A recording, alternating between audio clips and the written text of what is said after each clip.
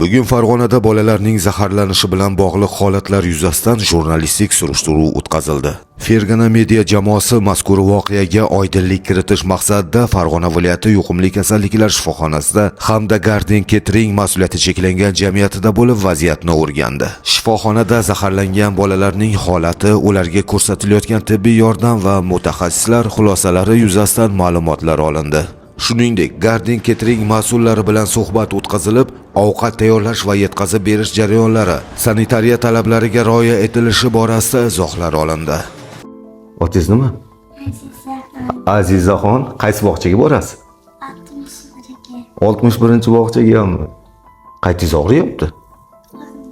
Tuzaldimi? Yaxshi bo'lib qoldingizmi? Doktorlarga nima deyishimiz kerak? Tuzatib qo'yishganiga. Qachon uyga ketasiz endi? Ertaga ketasizmi? Bog'chaga borasizmi yana? O'rtoqlaringiz sog'indingizmi? Eng yaxshi ko'rgan o'rtog'ingiz kim bog'chada?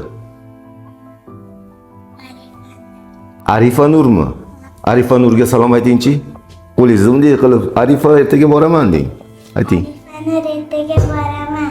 Mana hurmatli do'stlar, ayni damda Farg'ona viloyati yuqumli kasalliklar shifoxonasini jurnalist surishtiruv jarayonini olib borishga yetib keldik. Bolajonlarni ahvoli qay darajadaligini hozir aniqlaymiz. Viloyat yuqumli kasalliklar shifoxonasiga 21-fevral kuni soat 19:30lar, soat 19dan so'ng shu vaqt oralig'ida maktabgacha ta'lim muassasasi bolalarni kelib turgani ko'payib qoldi degan xabar bo'ldi.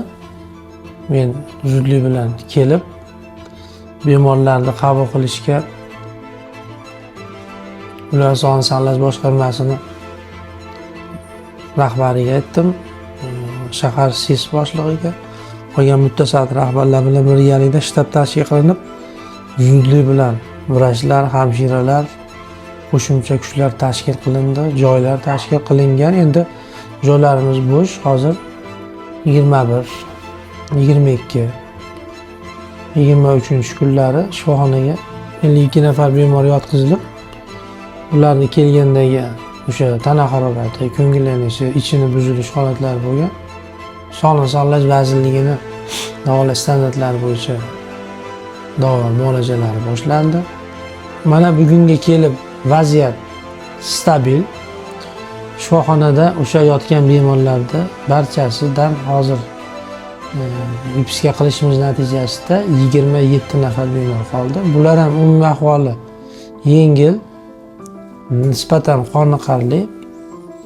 Endi biz ertadan boshlab yana bularni uzog'i 2-3 kun ichida bularni hammasini bolajonlarni uyiga sog'lom qilib jo'natamiz.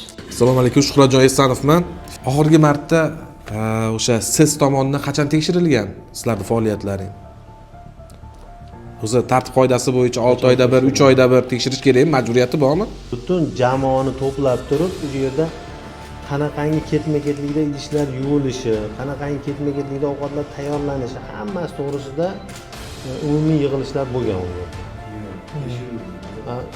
O'sha tekshirib, shu holat bo'yicha tavsiyalarini, yo'nalishlarni berganda, sut mahsulotlari, qishloq mahsulotlari, sariyog' mahsulotlari, ular har kuni o'sha erta tongda 6 dan boshlab tarqatish boshlanadi bu yerga, bog'chalarda o'ziga. Uni biz kunda tarqatilganligini bizga kelib turgan har kunlik fakturadan bilamiz. Chunki biz bola sonini olganimizdan keyin birinchi qiladigan ishimiz o'sha firmaga biz nima tashlaymiz, zaявка tashlaymiz. Qaysi tuman, qaysi bog'chaga qancha litr sut yoki sariyog' berishligi kerakligi to'g'risida ma'lumot tashlaymiz litrlari bilan. Tuxumini kletkalarda kilogrammi urilgan chiqargan holda birinchi sort holatda jo'natiladi.